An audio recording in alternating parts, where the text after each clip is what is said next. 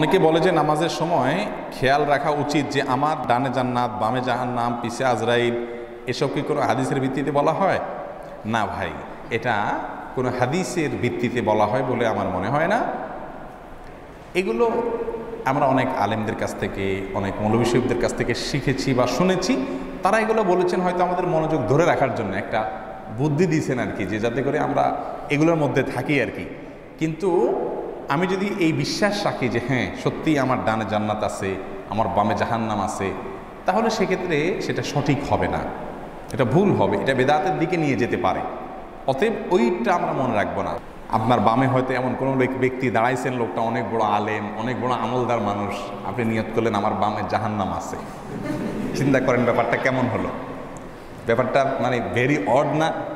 আবার আপনার ডানে দেখা গেল একজন বড় চোর, একটা বড় ডাকায় দুর্নীতিবাজ দাঁড়াইছে, আপনি নিয়ত চিন্তা করতেছেন আমার ডানে জান্নাত আছে, তাহলে ব্যাপারটা পুরাই উল্টা হয়ে গেল না? এই জন্য নামাজে দাঁড়াইলে ডানে জান্নাত বামে জাহান্নাম পিছে মালাকুল মউত এরকম কোনো কথা হাদিসে বলা হয় নাই, যে এটা মনে রাখতে হবে, এরকম কোনো কথা নির্দেশ নাই। আপনি নামাজের মধ্যে মনোযোগ থাকবে, আপনি কি পড়ছেন, আল্লাহর সাথে কথা বলছেন, বাস আল্লাহকে আপনি স্মরণ রাখবেন। আল্লাহ বলেছেন আকিমিস সলাতা লিযিকরি, তোমরা আমার স্মরণের জন্য নামাজ পড়ো। স্মরণ করবো কার? আল্লাহর। মালাকুল মউতকে স্মরণ করার জন্য নামাজ না। মালাকুল মউতের স্মরণ হলে ভালো, কিন্তু মালাকুল মউতের স্মরণের জন্য সালাত আসে নাই। এই জন্য সালাতে শুধুমাত্র মনে থাকবে কাকে? আল্লাহ রাব্বুল আলামিনকে। কারণ যত কথা বলতেছেন, প্রশংসা করছেন আলহামদুলিল্লাহ, আল্লাহর প্রশংসা করছেন, ইহদিনা আল্লাহর কাছে চাইতেছেন, দোয়া করতেছেন, দুরূদ পেশ করতেছেন, যা করতেছেন সবগুলো কাকে বলতেছেন? আল্লাহকে। অতএব স্মরণ হবে শুধুমাত্র কার? আল্লাহ।